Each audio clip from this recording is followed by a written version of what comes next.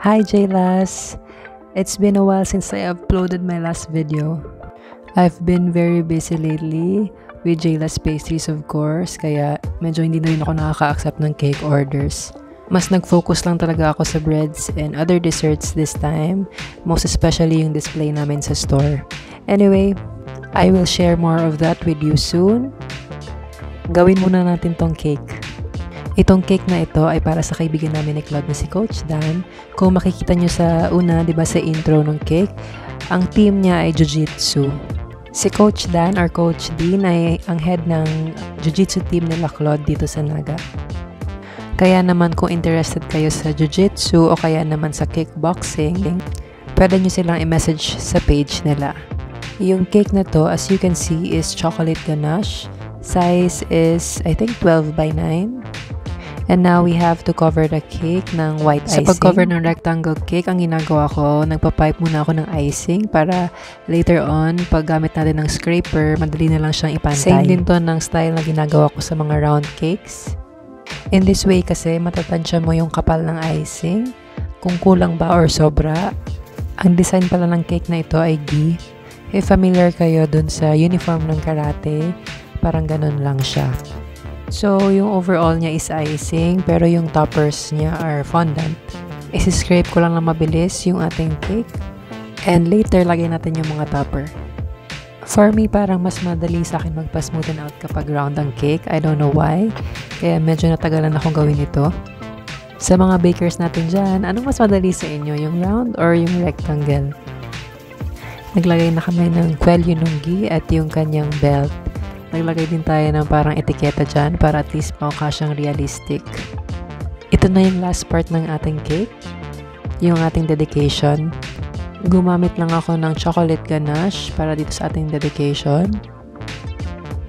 Yan yung real time talaga ng pag-pipe ko. So medyo matagal talaga ako mag-pipe para at least less na magkamali at less yung ulit.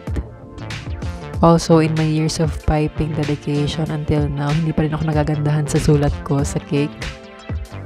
And I know I should practice pa. Yung party pala ni Coach Dan ay gaganapin sa Jollibee, di ba? Yung sa intro natin, nakita nyo sa Jollibee siya.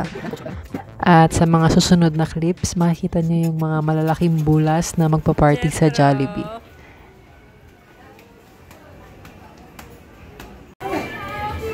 Happy birthday! Happy birthday! Salamat!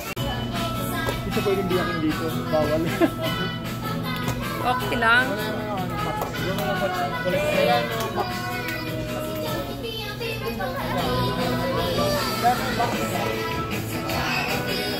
Happy birthday!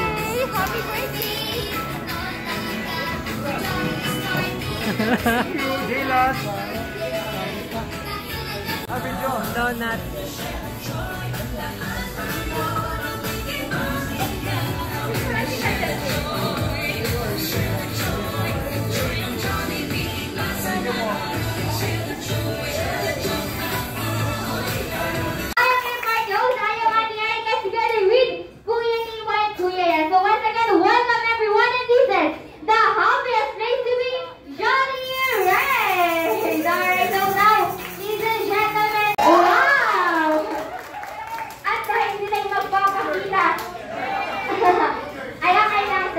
Yes, italo na lang daw. Okay lang, sir.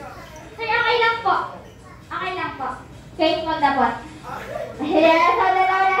Sino ba daw na? Si Coach. Okay lang, sir. Go! Kailangan itama ko. Don't forget na mag-kebot. Kebot. Go. Ito. Blue, red. Wait. Who will be you or being artist? Alright, so your 5 seconds starts now.